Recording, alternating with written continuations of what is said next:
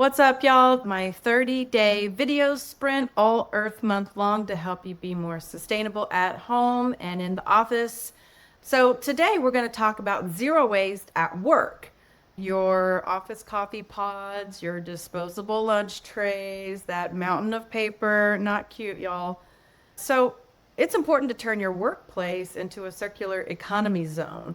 You can set up refill stations, you can request bulk snacks, and have reusable dishware. You know, all those little kitchenettes that are on every other floor?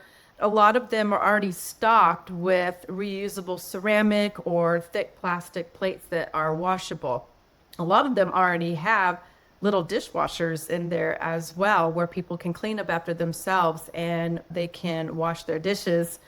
Now, I know that's not ideal sometimes whenever you're busy and you want to just throw away your styrofoam plate or your paper plate, but you got to think about what happens on a collective basis with all the people that are on your floor or using that kitchenette space or bringing in their own food from home or food from restaurants as well. Everybody is using what's available to them. So it's important, especially if you're a manager, to bring in reusable wares so that people can wash their own plates and cutlery, maybe even, look at linen napkins, look at, the way that you can put your brand on coffee mugs. So you can challenge your managerial teams. Just 1 week, do one single zero waste item, get the single-use plastics out of there, maybe buy, condiments in bulk where you can get rid of the single-use condiment packets. One thing to do is train your new staff and your current staff that if they are ordering to go from like DoorDash or Grubhub or wherever, then they can refuse the single-use plastic packets, right? The little cutlery packets that have the salt and pepper in them, the napkin, the paper napkin, any of those condiments. If you've got it there at the office already, then they can just refuse in that order. They can leave a note like, hey, we don't need any of that. It's wasteful.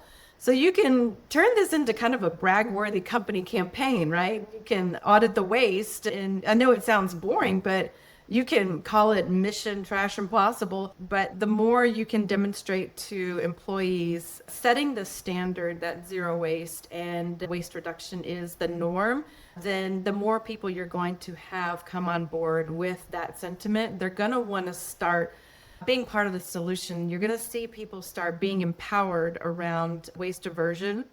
And they're going to start also helping the new employees that are being onboarded as well to do it responsibly in the correct way. So that's when you get true buy-in. That's whenever you get true empowerment for your employees that are becoming the solution and they're helping other people do the same. And then you're also going to see down the road ownership of the program. You're going to start seeing your employees really step up and they're going to take ownership of that program. Maybe they're even going to start developing a green team for your business. So it's important to set the standards, set the tone, set those expectations, but you have to give your employees the tools to do that. You can't just keep stocking the kitchenette with styrofoam plates and disposable plastic cutlery and all that type of stuff. So just a couple of things to think about as you go about your day and something to talk to your purchasing department about and anyone who may be ordering to-go food to bring it in from the outside of your building.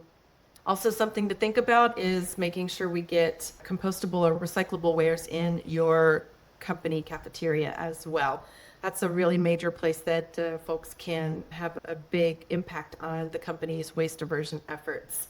I'm Stacy Savage, aka the Texas Trash Talker, founder and CEO of Zero Waste Strategies. If you need any consulting assistance with your waste diversion planning, go ahead and just drop me a DM. Just put waste audit in the DM or in the comment section. I'll get back to you. We can set up a time to schedule a quick chat to see what your needs are and what our services can do to provide you with some solutions. All right, so I will see y'all tomorrow. Thanks again. Bye.